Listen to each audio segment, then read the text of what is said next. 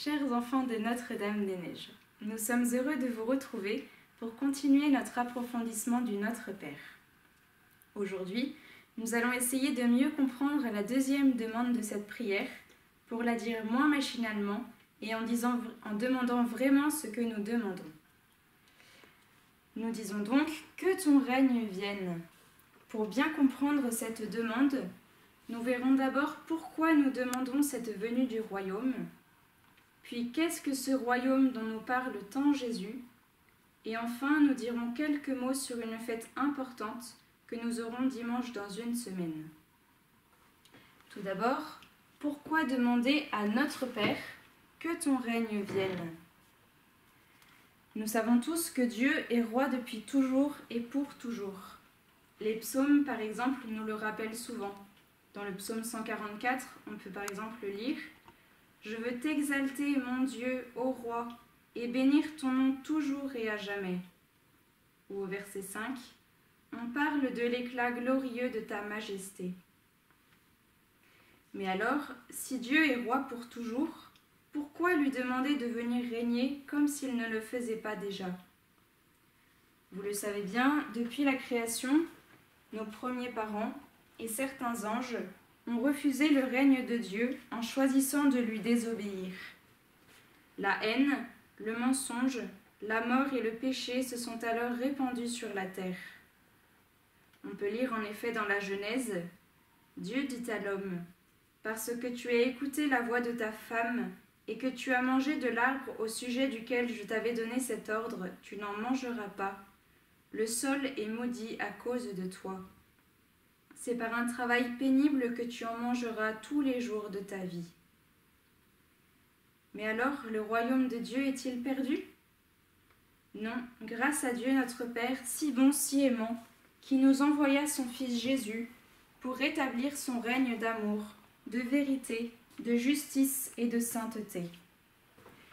D'ailleurs, toutes les premières paroles de Jésus dans l'Évangile selon saint Marc sont... les toutes premières paroles de Jésus dans l'Évangile de saint Marc sont « Les temps sont accomplis, le royaume de Dieu est tout proche ». Nous verrons dans notre seconde partie ce qu'est vraiment ce royaume. Mais nous pouvons déjà dire que tout n'est pas accompli par la venue de Jésus, car beaucoup d'hommes refusent encore le royaume que Jésus est venu rétablir sans l'imposer. D'ailleurs, Jésus demande à ses apôtres de dire à ceux qui refusent son royaume « Pourtant, sachez bien ceci, le royaume de Dieu s'est approché de vous. » Nous sommes libres de l'accueillir ou non, jusqu'au jour du jugement où Jésus reviendra dans la gloire.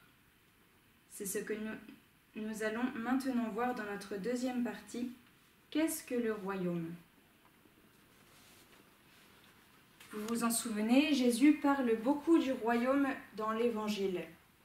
Il parle du royaume des cieux, du royaume de son Père, ou encore de la maison de son Père, et l'annonce à travers tout l'Évangile.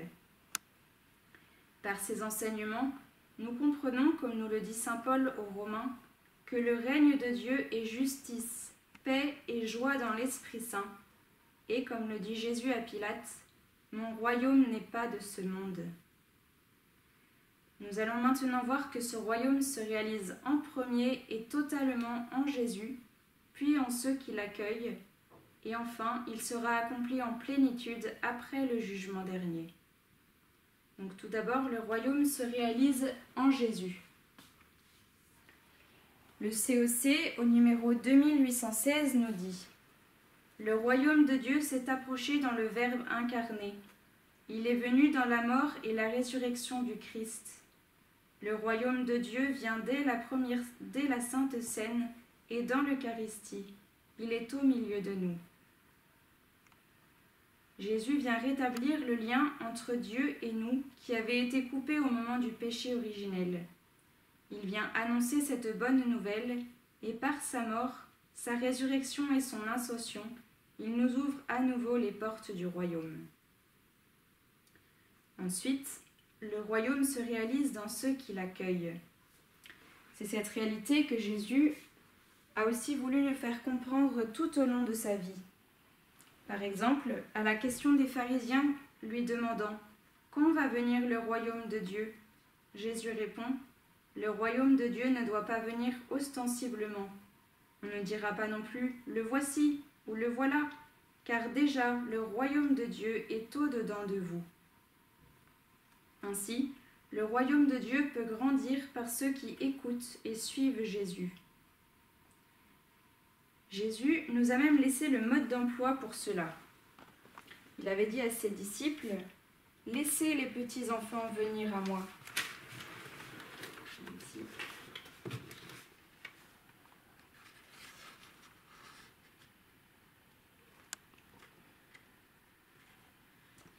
Il faut donc redevenir comme des petits-enfants pour avoir le royaume des cieux. Il avait aussi dit, il est plus aisé pour un chameau de passer par le trou d'une aiguille que pour un riche d'entrer dans le royaume de Dieu. Ainsi, redevenons comme des petits-enfants, ou soyons-en vraiment.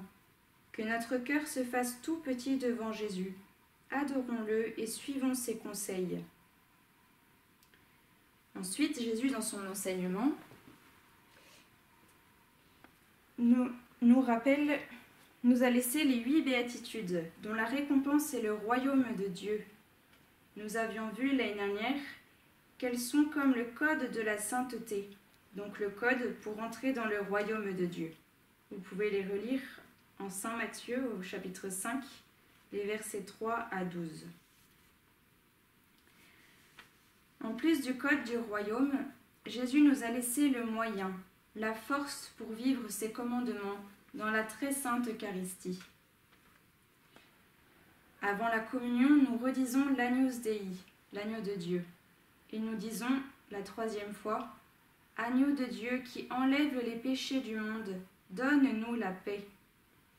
Jésus est vraiment celui qui veut nous apporter la paix, non une paix terrestre d'abord, mais la paix des hommes avec Dieu. Et c'est ainsi que pourra grandir le royaume de Dieu. Ensuite, le royaume de Dieu s'accomplira en plénitude après le jugement dernier. Donc, au moment du retour de Jésus dans la gloire. En effet, vous le voyez bien, beaucoup refusent encore ce royaume.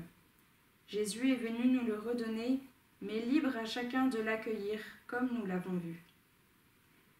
Et déjà du temps de Jésus, des personnes l'ont refusé. On trouve par exemple en Saint Luc, « Nous ne voulons pas qu'il règne sur nous ». Un exemple bien plus frappant encore est la passion de notre Seigneur. Qui restait-il au pied de la croix ?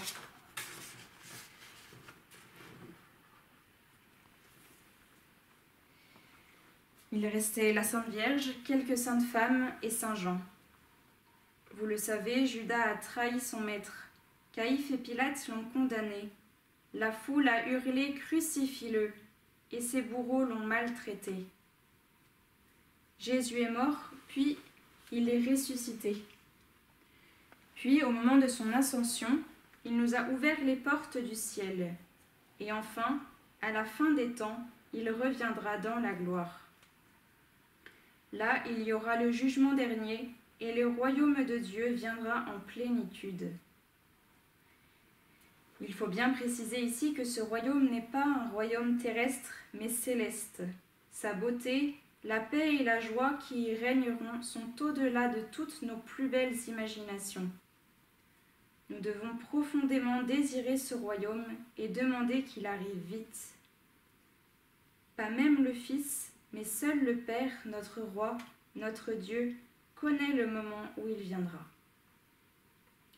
Nous passons maintenant à notre 3e partie, la fête du Christ roi de l'univers, que vous voyez ici. D'où vient cette fête ? Elle a été instituée par le pape Pie XI il y a presque 100 ans, en 1925. Elle clôture toute l'année liturgique. Il est donc le dernier dimanche de l'année, et on peut dire l'ultime jour du Seigneur de l'année. C'est un temps liturgique où justement les lectures mettent l'accent sur les fins dernières, sur le terme de notre pèlerinage sur la terre et du pèlerinage de l'Église. Cette fête nous invite donc à hâter son royaume. Profitons donc de cette fête pour redire avec plus de ferveur et de désir encore que ton règne vienne. Pour mieux comprendre cette fête du Christ roi, lisons quelques passages du CEC. Au numéro 668, on peut lire « Jésus-Christ est Seigneur, il possède tout pouvoir dans les cieux et sur la terre. Il est au-dessus de toute autorité, pouvoir, puissance et souveraineté, car le Père a tout mis sous ses pieds. Et le règne du Christ est déjà mystérieusement présent dans l'Église, germe et commencement de ce royaume sur la terre. Mais le règne du Christ n'est cependant pas encore achevé avec puissance et grande gloire. » Nous avons aussi cité les numéros 669 et 671. Alors que nous tous, avec les premiers chrétiens, nous implorions « Maranatha, viens Seigneur Jésus !» et avec ardeur, redisons à chaque messe « Nous attendons ta venue dans la gloire !» Nous devons prier toujours plus pour que le Christ vienne instaurer son royaume de paix et d'amour. Pour cela, demandons à Notre-Dame-des-Neiges de rendre notre cœur pur. En effet, saint Paul avait dit aux Romains « Celui qui se garde pur dans ses actions, ses pensées et ses paroles peut dire à Dieu « Que ton règne vienne ». Alors tournons-nous ensemble vers la Sainte Vierge et relisons-lui. Ô Notre-Dame, nous nous confions en vous, en votre obédience bénie et en votre garde très spéciale. Aujourd'hui et chaque jour, nous vous confions nos âmes et nos corps, nous vous confions tout notre espoir et toute notre consolation, toutes nos angoisses et nos misères, notre vie et la fin de notre vie, pour que par votre très sainte intercession et par vos mérites, toutes nos actions soient dirigées et disposées selon votre volonté et celle de votre Fils. Amen. Nous vous souhaitons donc une belle fête du Christ roi dans une semaine et nous l'implorerons avec vous pour qu'il hâte son royaume le plus prochainement possible.